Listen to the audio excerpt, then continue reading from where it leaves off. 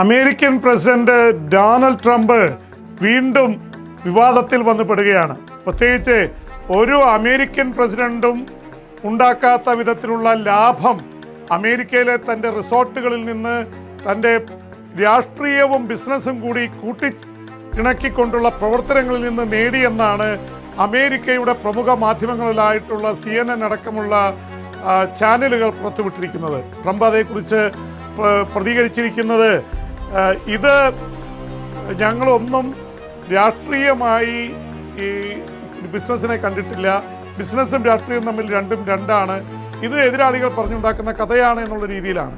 പക്ഷേ ട്രംപ് രണ്ടാമത് അധികാരത്തിൽ വന്ന ഒരു വർഷത്തിനുള്ളിൽ ട്രംപിന് ഏതാണ്ട് 20,000 കോടി രൂപ അല്ലെങ്കിൽ $2.2 ബില്യൺ $220 കോടി ലാഭം അല്ലെങ്കിൽ അവർക്ക് നേട്ടമുണ്ടായിരിക്കുന്നു എന്നുള്ള റിപ്പോർട്ടുകളാണ് വന്നിരിക്കുന്നത്. അതിൽ $140 കോടി ഏതാണ്ട് പകുതിയിലേറെ ലഭിച്ചിരിക്കുന്നത് ക്രിപ്റ്റോ കറൻസി വഴിയാണ്. അവിടെയാണ് പാകിസ്ഥാൻ അമേരിക്ക ബന്ധത്തിൻ്റെയൊക്കെ കഥകൾ പുറത്തു വരുന്നത്. പാകിസ്ഥാന്റെ സൈന്യാധിപനും സർവാധികാരിയുമായി മാറുന്ന അസീം മുനീറിൻ്റെ മക്കളും ട്രംപിൻ്റെ മകനായിട്ടുള്ള ട്രംപ് ജൂനിയറും എറിക് ട്രംപും മക്കൾ ചേർന്നുകൊണ്ടുള്ള വലിയ ക്രിപ്റ്റോ കറൻസി ബിസിനസ് ഉണ്ട്. അത് പാകിസ്ഥാനുമായിട്ട് മാത്രമല്ല, മറ്റ് അമേരിക്കയിലെ തന്നെ പ്രധാന ഗ്രൂപ്പുകളുമായും മറ്റ് രാജ്യങ്ങളിലൊക്കെ ഓരോ രാജ്യവുമായിട്ടുള്ള ബന്ധങ്ങൾ തന്നെ സ്വന്തം ബിസിനസ്സുമായി ബന്ധപ്പെടുത്തിക്കൊണ്ട് കൊണ്ടുവരുന്നുവെന്നാണ് CNN റിപ്പോർട്ട് ചെയ്തിട്ടുള്ളത്. എന്തായാലും ഇത് പുതിയ വിവാദത്തിന് തിരികൊളുത്തിരിക്കുകയാണ്. അപ്പോൾ പഴയ അമേരിക്കൻ പ്രസിഡന്റുമാർ എങ്ങനെയായിരുന്നു എന്നുള്ളതിനെക്കുറിച്ചുള്ള ചോദ്യങ്ങൾ വരുന്നുണ്ട്. അമേരിക്കയുടെ 33ാമത്തെ പ്രസിഡന്റായിരുന്ന ഹാരി എസ് ട്രൂമാൻ വളരെ പ്രശസ്തനായ വ്യക്തിയായിരുന്നു. അദ്ദേഹം ഒരു തരത്തിലും അമേരിക്കൻ പ്രസിഡന്റ്ഷിപ്പിനെ ബാധിക്കുന്ന തരത്തിലൊരു ബിസിനസ്സും നടത്തിയിട്ടില്ല. അദ്ദേഹം പ്രസിഡന്റ് സ്ഥാനത്ത് നിന്ന് ഒഴിയുമ്പോൾ അദ്ദേഹത്തിൻ്റെ കൈവശം ഉണ്ടായിരുന്നത് ആർമി പെൻഷനായി കിട്ടിയിരുന്ന $133. ഇല്ലെങ്കിൽ അയാളുടെ കയ്യിൽ പൈസയൊന്നുമില്ല. കാരണം പ്രസിഡന്റ് എന്ന നിലയിൽ കിട്ടിയ ശമ്പളമല്ലാതെ അത് ഒഴിയുമ്പോൾ ശമ്പളം ഇല്ലാതാവും. അതുപോലെ പല പ്രസിഡന്റുമാരും വളരെ മാറി നിന്നുകൊണ്ട് രാഷ്ട്രീയവും ബിസിനസ്സും കൂട്ടിക്കുഴയ്ക്കാതെ നോക്കിയെന്നാണ് ആരോപണം. ട്രംപിനെ സംബന്ധിച്ചിടത്തോളം ട്രംപ് ഓരോ തവണ കഴിഞ്ഞ 2016 അധികാരത്തിൽ വന്നപ്പോഴും ട്രംപിൻ്റെ വരവ് അല്ലെങ്കിൽ അദ്ദേഹത്തിൻ്റെ ലാഭം പല മടങ്ങായിട്ട് വർദ്ധിച്ചുവെന്നാണ് പറയുന്നത്. പിന്നീട് ചെറിയ ക്ഷീണം സംഭവിച്ചു. ഇപ്പോൾ വീണ്ടും അധികാരത്തിൽ വന്നതോടെ എല്ലാ കാര്യത്തിലും ഇതൊരു ബിസിനസ് ലൈനിൽ അമേരിക്കൻ രാഷ്ട്രീയം ഒരു ബിസിനസ്സാക്കി മാറ്റി എന്നുള്ള ആക്ഷേപത്തിലേക്ക് കാര്യങ്ങൾ പോകുന്നു. ട്രംപിന് ഇതിലുകൊണ്ടൊന്നും ഒരു കൂസലുമില്ല. ട്രംപ് ഏത് രാജ്യവുമായിട്ട് ബന്ധപ്പെട്ടാലും തനിക്ക് ഇതിൽ നിന്ന് എന്ത് ലാഭം കിട്ടുമെന്ന് ചിന്തിക്കുന്നത് ഒരു കച്ചവടക്കാരനാണ്. കച്ചവടക്കാരൻ പ്രസിഡൻ്റായി എന്ന് മാത്രമേ ഉള്ളൂ. കച്ചവടക്കാരൻ്റെ കണ്ണ് എപ്പോഴും ലാഭത്തിലാണ്. അപ്പം അതുകൊണ്ട് ഇറാൻ യുദ്ധത്തിലായാലും പല തവണയാണ് ട്രംപ് സമാധാനം വരുമെന്ന് പ്രഖ്യാപിച്ചത്. സമാധാനം വരികെ അപ്പോൾ എല്ലാത്തിൻ്റെയും വില കുറയുമ്പോൾ ഈ പെട്രോളിൻ്റെ ഡീസലിൻ്റെയൊക്കെ വില കുറയും. അപ്പോൾ ഓഹരികൾ വാങ്ങിക്കൂട്ടും. എന്നിട്ടൊരു 2-3 ദിവസം കഴിയുമ്പോൾ വീണ്ടും ഇറാനിലോ എവിടെയെങ്കിലും കൊണ്ടുപോയി 2 മിസൈൽ അറ്റാക്ക് നടത്തും. അതോടെ വീണ്ടും വില കൂടും. അപ്പോൾ ഈ ഓഹരിയിലെ ചാഞ്ചല്യം വലിയ രീതിയിൽ കോടികളുടെ ഒരുപക്ഷെ 100 കണക്കിന് കോടിയുടെ ലാഭം ഉണ്ടാക്കി കൊടുക്കുന്നു. അല്ലെങ്കിൽ ഇറാൻ യുദ്ധത്തിൽ തന്നെ ട്രംപിന് നേട്ടമുണ്ടായിട്ടുണ്ട് എന്നാണ് എതിരാളികൾ ആക്ഷേപിക്കുന്നത്. അപ്പോൾ ഈ തരത്തിൽ കാര്യങ്ങൾ ഇത് വരുമ്പോൾ തന്നെ അമേരിക്കയും പാകിസ്ഥാനും തമ്മിലുള്ള ബന്ധം കൂടുതൽ ദൃഢമായതും ഇന്ത്യയായിട്ട് പിണങ്ങിയതും കൂട്ടി വായിക്കുമ്പോൾ പാകിസ്ഥാനിലെ ക്രിപ്റ്റോ കറൻസി അമേരിക്കയുടെ പ്രസിഡന്റുമായി ബന്ധപ്പെട്ട മക്കൾ വഴി നടത്തുന്നതിന് ആ ഒരു ബന്ധം ഊട്ടിയുറപ്പിക്കുന്ന രീതിയിലാണ് കാര്യങ്ങൾ മുന്നോട്ട് പോയിരിക്കുന്നതെന്ന് വ്യക്തമാകുന്നു. അതിനിടയിലാണ് ഇപ്പോൾ പാകിസ്ഥാനിൽ കയറി അഫ്ഗാനിസ്ഥാൻ്റെ താലിബാൻ വലിയ ആക്രമണം നടത്തിയിരിക്കുന്നത്. പ്രത്യാക്രമണമാണ്. കാരണം പാകിസ്ഥാൻ കഴിഞ്ഞ ദിവസം അഫ്ഗാനിസ്ഥാനിൽ കയറി താലിബാന്റെ പ്രദേശങ്ങളിൽ നടത്തിയ ആക്രമണത്തിൽ 40ഓളം പേർ കൊല്ലപ്പെട്ടിരുന്നു. അതിന് തിരിച്ചടിയായിട്ടാണ് ഡ്രോൺ ആക്രമണം പാകിസ്ഥാനിൽ കയറി നടത്തിയിരിക്കുന്നത്. അവിടെ പല സ്ഥലത്തും പോലീസ് സ്റ്റേഷനുകളിലും സൈനിക കേന്ദ്രങ്ങളിലൊക്കെ സ്ഫോടനമുണ്ടാകുന്നുണ്ട്. ബലൂചിസ്ഥാനിൽ ആക്രമണം നടക്കുന്നു. അപ്പോൾ ഇതിന് പാകിസ്ഥാൻ നടത്തുന്ന ആരോപണം ഈ പാകിസ്ഥാനികൾ നടത്തുന്ന ആക്രമണത്തിന് പിന്നിൽ ഇന്ത്യയുടെ പണവും ഇസ്രായേലിൻ്റെ സാങ്കേതിക വിദ്യയുമുണ്ട്. അഫ്ഗാനിസ്ഥാൻ ഇത് ഇസ്രായേലും ഇന്ത്യയും നൽകുന്നു. അതിൻ്റെ ഭാഗമായിട്ടാണ് ഈ ഇത്തരം ആക്രമണം നടക്കുന്നത് എന്നാണ്. ഇസ്രായേൽ ഇപ്പോൾ അമേരിക്കയുമായിട്ടൊന്ന് ഇടഞ്ഞു നിൽക്കുകയാണ്. പാകിസ്ഥാനുമായിട്ടുള്ള അമേരിക്കൻ പ്രസിഡന്റിൻ്റെ ബന്ധം കൂടി. ഇസ്രായേലും ഇന്ത്യയും പാകിസ്ഥാനെ ദ്രോഹിക്കുന്നു താലിബാൻ വഴി എന്നുള്ളൊരു ഭാഷ്യമുണ്ടാക്കിയാൽ അമേരിക്കയുടെ കൂടുതൽ പിന്തുണ ലഭിക്കുമെന്നാണ് പാകിസ്ഥാൻ കരുതുന്നത്. പക്ഷേ യാഥാർത്ഥ്യവുമായിട്ട് യാതൊരു ബന്ധമില്ലാത്ത തരത്തിലുള്ള ആരോപണങ്ങളാണ് ആരോപിക്കുന്നത്. ഇതൊരു ട്രോയ്ക്കയാണ്, ഒരു അച്ചുതണ്ടാണ്. ഈ ട്രോയ്ക്കയിൽ ഇന്ത്യയും ഇസ്രായേലും അഫ്ഗാനിസ്ഥാനും ഉണ്ടെന്ന് പാകിസ്ഥാൻ പറഞ്ഞു. എന്തായാലും പാകിസ്ഥാൻ ഇപ്പോൾ പേടി തുടങ്ങിയിട്ടുണ്ട്. കാരണം ഒരു കാലത്ത് പാകിസ്ഥാൻ്റെ ഏറ്റവും അടുത്ത സുഹൃത്തായിരുന്നു അഫ്ഗാനിസ്ഥാനിലെ താലിബാൻ. അമേരിക്കയുടെ ഭരണം അഫ്ഗാനിസ്ഥാനിൽ നിന്നും മതിയാക്കി അമേരിക്കൻ സൈനികർ കെട്ടുകെട്ടുകയും താലിബാൻ ഭരണം ഏറ്റെടുക്കുകയും ചെയ്ത സമയത്ത് പാകിസ്ഥാൻ്റെ പ്രധാനമന്ത്രിയായിരുന്ന ഇമ്രാൻഖാനും അദ്ദേഹത്തിൻ്റെ സൈന്യവും താലിബാന് പൂർണ്ണ പിന്തുണയായിരുന്നു. ആ പൂർണ്ണ പിന്തുണ പുതിയ പ്രധാനമന്ത്രി ഷഹബാസ് ഷെരീഫ് വന്നതോടെ നഷ്ടമായി. ഷഹബാസ് ഷെരീഫ് അമേരിക്കൻ പക്ഷത്തേക്ക് മാറി.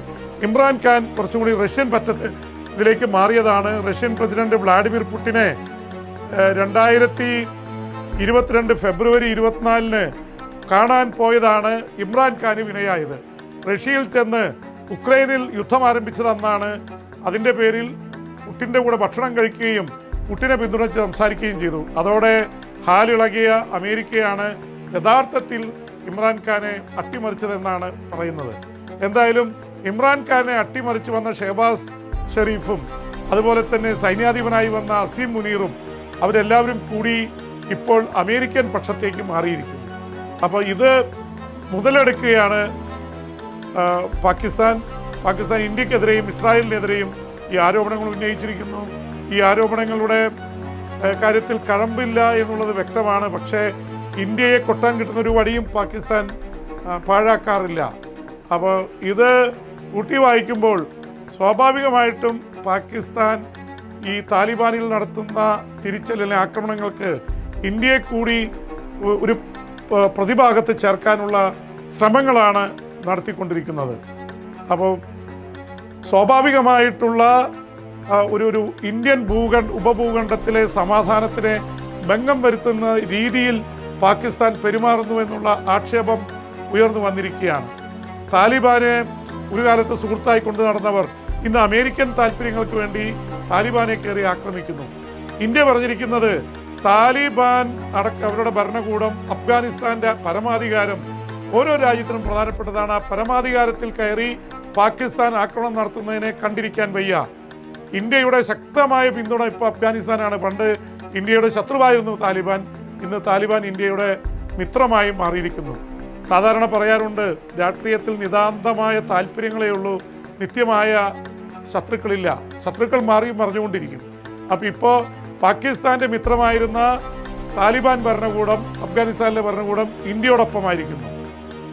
അപ്പോൾ പാകിസ്ഥാൻ ഇത് വല്ലാതെ ഹാലിളക്കിയ, കാരണം അയൽ രാജ്യമാണ്, വലിയ എത്രയോ കിലോമീറ്ററുകളോളം അവർക്ക് അതിർത്തിയുള്ളതാണ്. ഈ അതിർത്തിയിൽ എല്ലാ ദിവസവും അടി നടക്കുന്നുണ്ട്. പാക് താലിബാൻ കയറി വലിയ അട്ടിമറികളാണ് പാകിസ്ഥാനിൽ നടത്തിക്കൊണ്ടിരിക്കുന്നത്. ഇതിൻ്റെ പിന്നിൽ ഇന്ത്യയും ഇസ്രായേലും ഉണ്ടെന്നാണ് പാകിസ്ഥാൻ ഇപ്പോൾ ആരോപിച്ചുകൊണ്ടിരിക്കുന്നത്.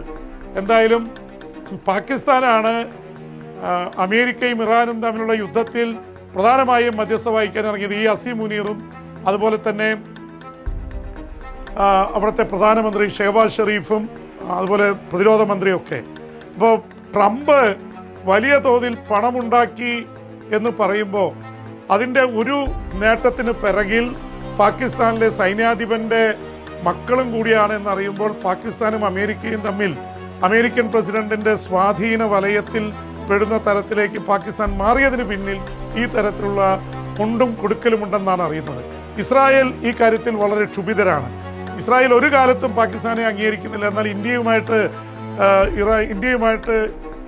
നല്ല ബന്ധമുണ്ട് ഇസ്രായേലിന്. ഒരുപക്ഷെ ഇന്ത്യയുടെ പ്രധാനമന്ത്രി ഇസ്രായേലിലേക്ക് യുദ്ധത്തിന് തൊട്ടു മുമ്പ് സന്ദർശനം നടത്തിയത് വലിയ കോലാഹലമായി ഉയർത്തിക്കാട്ടാൻ പാകിസ്ഥാൻ ലോകവേദികളിൽ ശ്രമിക്കുന്നുണ്ട്. എന്തായാലും ഇസ്രായേൽ അതിന് പ്രതികാരം ചെയ്യുകയാണ് അഫ്ഗാൻ വഴി എന്നുള്ള, അല്ലെങ്കിൽ താലിബാൻ വഴി എന്നുള്ള ആരോപണം കൂടി പാകിസ്ഥാൻ മുന്നോട്ട് വയ്ക്കുന്നുണ്ട്. എന്തായാലും ഇതിലൊന്നും കുലുങ്ങാൻ ഇന്ത്യയോ ഇസ്രായേലോ അല്ലെങ്കിൽ ഇറാനോ തയ്യാറാവുന്നില്ല എന്നുള്ളതാണ്. ഇറാനെ സംബന്ധിച്ചിടത്തോളം ഇറാൻ ഇന്ത്യയുമായിട്ട് നല്ല ബന്ധമുണ്ട്. പാകിസ്ഥാനുമായി അടുത്ത കാലത്തായിട്ട് ബന്ധം കൂടിയിട്ടുണ്ട് എന്നുള്ള കാര്യത്തിൽ സംശയമില്ല. പ്രത്യേകിച്ച് മധ്യസ്ഥ ശ്രമങ്ങൾക്കിടയിൽ ഇറാന്റെ പ്രസിഡന്റ് മസൂദ് പെസസ്കിയാനും വിദേശകാര്യമന്ത്രി അബ്ബാസ് അർഗാച്ചിയും അടക്കമുള്ളവരൊക്കെ പാകിസ്ഥാനിലേക്ക് സന്ദർശനം നടത്തിയിരുന്നു. പാകിസ്ഥാൻ ഗൾഫ് രാജ്യങ്ങൾക്കിടയിൽ സ്വാധീനമുണ്ടാക്കാൻ ശ്രമിച്ചുകൊണ്ടിരിക്കുകയാണ്. അതുകൊണ്ട് തന്നെയാണ് UAE-യിലേക്ക് ഇന്ത്യയുടെ പ്രധാനമന്ത്രി നരേന്ദ്രമോദി കഴിഞ്ഞ ദിവസങ്ങളിൽ നാളുകളിൽ സന്ദർശനം നടത്തിയത്. ഇന്ത്യയുടെ എണ്ണശേഖരം സംബന്ധിച്ച്, കാരണം ഇതിലേക്ക് വരുന്ന 40% എണ്ണ, പെട്രോളും ഡീസലൊക്കെ കടന്നു വരുന്നത് ഹോർമൂസ് കടലിടുക്കിലൂടെയാണ്. പാചകവാതകം 50% കടന്നു വരുന്നത് ഈ ഹോർമൂസ് കടലിടുക്കിലൂടെയാണ്. അപ്പോൾ ഹോർമൂസ് കടലിടുക്ക് തുറന്നു കിടക്കേണ്ടത് ഇന്ത്യയുടെ ആവശ്യമാണ്. അതുകൊണ്ടാണ് ഇന്ത്യൻ പ്രധാനമന്ത്രി നരേന്ദ്രമോദി ഇറാന്റെ പ്രസിഡന്റ് മസൂദ് പെസസ്കിയാനോട് സംസാരിച്ചപ്പോൾ പറഞ്ഞത് സഞ്ചാര സ്വാതന്ത്ര്യം ഹോർമൂസ് കടലിടുക്കിലൂടെ അനുവദിക്കണം, അത് തടഞ്ഞു വെക്കരുത്, ലോക വിപണിയെ ബാധിക്കും. അത് അതിശക്തമായ ഭാഷയിൽ ഇന്ത്യ പറഞ്ഞിട്ടുണ്ട്. ഇന്ത്യയുടെ പ്രധാനമന്ത്രിയെ ഇറാനിലേക്ക് അവരുടെ പരമോന്നത നേതാവിൻ്റെ കബറടക്ക ചടങ്ങുകളിലേക്ക് ക്ഷണിച്ചിട്ടുണ്ടെങ്കിൽ ഇന്ത്യയുടെ വിദേശ മന്ത്രാലയമൊക്കെ ആയിട്ട് ബന്ധപ്പെട്ട പ്രതിനിധി സംഘമാണ് പങ്കെടുക്കുന്നത്. അപ്പോൾ ഇന്ത്യ അമേരിക്കയും ഇറാനെയും പിണക്കാതെയുള്ളൊരു നിലപാടാണ് സ്വീകരിച്ചിട്ടുള്ളത്. പക്ഷേ മധ്യസ്ഥത വഹിച്ചുകൊണ്ട് അമേരിക്കയും ഇറാനെയും രണ്ട് കൈകളിൽ കൊണ്ടുപോകാനാണ് പാകിസ്ഥാൻ ശ്രമിക്കുന്നത്. എന്തായാലും പാകിസ്ഥാൻ്റെ ഈ മധ്യസ്ഥ ശ്രമങ്ങൾ ഇസ്രായേലിന് ഒട്ടും ഇഷ്ടപ്പെട്ടിട്ടില്ല. അതുകൊണ്ട് തന്നെ ഇസ്രായേൽ എന്ത് ചെയ്യും എന്ത് ചെയ്യില്ല എന്നറിയില്ല. അവരെന്തായാലും ഇറാനെ നോക്കി വെച്ചിരിക്കുകയാണ്. ഇപ്പം തന്നെ അവർ നടത്തുന്ന ആക്രമണങ്ങൾ, വെടിനിർത്തൽ കരാറുണ്ടെങ്കിലും ലെബനോനിൽ ആക്രമണം നടത്തുന്നു, സിറിയയിൽ അവർ ആക്രമണം നടത്തുന്നു, ഗസയിൽ നടത്തിയ ആക്രമണത്തിൽ 4 പാലസ്തീനികൾ കൊല്ലപ്പെട്ടു. ഏറ്റവും ഒടുവിൽ വരുന്ന ഉക്രൈനിൽ നിന്നുള്ള റിപ്പോർട്ടുകളും വളരെ ആശങ്കാജനകമാണ്. റഷ്യ കൈവിട്ട രീതിയിൽ ആക്രമിക്കുകയാണ് ഉക്രൈൻ്റെ തലസ്ഥാനമായ കീവ് പിടിച്ചെടുക്കാൻ പറഞ്ഞിരിക്കുക പുടിൻ. അപ്പോൾ അതിൻ്റെ ഭാഗമായിട്ട് ഇപ്പോൾ നമുക്ക് കിട്ടുന്ന റിപ്പോർട്ടുകളിൽ ആദ്യഘട്ടത്തിൽ തന്നെ 13 പേർ കൊല്ലപ്പെട്ടിട്ടുണ്ട്, ഏതാണ്ട് 10-60 പേർക്ക് പരിക്കേറ്റിട്ടുണ്ട്, നിരവധി കെട്ടിടങ്ങൾ താഴെ പോയിട്ടുണ്ട്, ജനവാസ കേന്ദ്രങ്ങൾ കയറി ആക്രമിക്കുന്നുവെന്ന് ഉക്രൈൻ്റെ പ്രസിഡന്റ് വൊളോഡിമിർ സെലൻസ്കി ആരോപിച്ചിരിക്കുന്നു. സെലൻസ്കിയാണ് ലക്ഷ്യം വെച്ചിരിക്കുന്നത്. സെലൻസ്കിയെ പിടിച്ചുകൊണ്ടുവരാനാണ് ഉത്തരവിട്ടിരിക്കുന്നത് പുടിൻ. പക്ഷെ അത് അത്ര എളുപ്പമല്ല. കാരണം ഉക്രൈൻ്റെ പിറകിൽ ഇപ്പോൾ യൂറോപ്യൻ രാജ്യങ്ങളും ഇപ്പോൾ അമേരിക്കൻ കോൺഗ്രസ് അടക്കമുള്ള അമേരിക്കൻ ജനതയൊക്കെ ഉള്ളതുകൊണ്ട് അത്ര എളുപ്പത്തിൽ യുക്രൈനിൽ ഇനി കടന്നു കയറി സാധിക്കില്ല. ആദ്യത്തെ 2 ആഴ്ചകൾ യുദ്ധത്തിൻ്റെ സമയത്ത് അതിനുള്ള ശ്രമങ്ങൾ നടന്നതാണ്. പ്രസിഡൻഷ്യൽ കൊട്ടാരത്തിൽ സെലൻസ്കി ഉള്ളപ്പോൾ റഷ്യയുടെ മിസൈൽ ആക്രമണം നടന്നു. പക്ഷെ ഇതേക്കുറിച്ച് മുന്നറിയിപ്പ് ലഭിച്ചതുകൊണ്ട് സെലൻസ്കിയും കുടുംബവും പ്രസിഡൻഷ്യൽ കൊട്ടാരത്തിൽ നിന്ന് പുറത്തിറങ്ങി രക്ഷപ്പെടുമ്പോഴാണ് മിസൈൽ വന്ന് വീണത്. തലനാരിഴയ്ക്കാണ് ഉക്രൈൻ്റെ പ്രസിഡന്റ് വൊളോഡിമിർ സെലൻസ്കി 4 വർഷം മുമ്പ് റഷ്യയുടെ ആക്രമണത്തിൽ നിന്ന് രക്ഷപ്പെട്ടത്. ഇന്ന് അദ്ദേഹം ബങ്കറുകളിലും പല വേഷത്തിൽ പല സ്ഥലങ്ങളിലാണ് താമസിക്കുന്നത്. ഏത് നിമിഷവും റഷ്യയുടെ കമാൻഡോകൾ ആക്രമിക്കുമെന്ന്, ഒരുപക്ഷെ സെലൻസ്കിയെ പിടിച്ചുകൊണ്ടുപോകാൻ ശ്രമിക്കുമെന്ന് അറിയാം. എന്തായാലും റഷ്യയ്ക്കും കാര്യങ്ങൾ അത്ര പന്തിയല്ല. റഷ്യയുടെ പ്രധാനപ്പെട്ട സ്ഥലങ്ങളിലൊക്കെ ഈ ഡ്രോണുകളും മിസൈലുകളും പായിച്ചുകൊണ്ടിരിക്കുകയാണ് ഉക്രൈൻ. കാരണം അണ്ടർഗ്രൗണ്ടിലും മിസൈലുകളും ഡ്രോണുകളും ഒരുപാട് ഉൽപ്പാദിപ്പിക്കുന്നുണ്ട് ഉക്രൈൻ. ഉക്രൈൻ ഏതാണ്ട് 700 ഡ്രോണുകളാണ് കഴിഞ്ഞ ആഴ്ച വിട്ടത്. പിന്നെയും റിഫൈനറികൾ തകർക്കാൻ ഡ്രോണുകളും മിസൈലുകളും അയച്ചു. അതിന് പ്രതികാരമായി ഇപ്പോൾ റഷ്യ നടത്തിയ ആക്രമണത്തിൽ, ഈ മണിക്കൂറുകളിലൊക്കെ നടത്തിയ ആക്രമണത്തിൽ അവർ ഏതാണ്ട് 500-ലേറെ ഡ്രോണുകളും ഏതാണ്ട് 300-ഓളം മിസൈലുകളും പ്രയോഗിച്ചുവെന്നാണ് പറയുന്നത്. അപ്പോൾ അത് വ്യാപകമായിട്ടുള്ള നാശനഷ്ടങ്ങൾ ഉണ്ടായിട്ടുണ്ട്. ഒരുപക്ഷെ ഒളിമ്പിക് ബോക്സിംഗ് ചാമ്പ്യനായിരുന്ന വൈറ്റാലിയാണ് ഉക്രൈനിലെ കീവിൻ്റെ മേയർ. അദ്ദേഹം പറഞ്ഞതനുസരിച്ച് 13 പേർ ഉക്രൈൻകാർ ഈ മണിക്കൂറുകളിൽ റഷ്യൻ ആക്രമണത്തിൽ കൊല്ലപ്പെട്ടിരിക്കുന്നു. അപ്പോൾ ഉക്രൈൻ യുദ്ധവും രൂക്ഷമായി തുടരുന്നു എന്ന വാർത്തകളാണ് വരുന്നത്. ലോകത്തെവിടെയായാലും ഏത് സമയത്തും 24 വാർത്തകളും ഓഗ്മെന്റഡ് റിയാലിറ്റി പാക്കേജുകളും എക്സ്പ്ലെയിനറുകളും വിശദമായി കാണാൻ ഞങ്ങളുടെ യൂട്യൂബ് ചാനൽ നിങ്ങൾക്ക് സബ്സ്ക്രൈബ് ചെയ്യാം.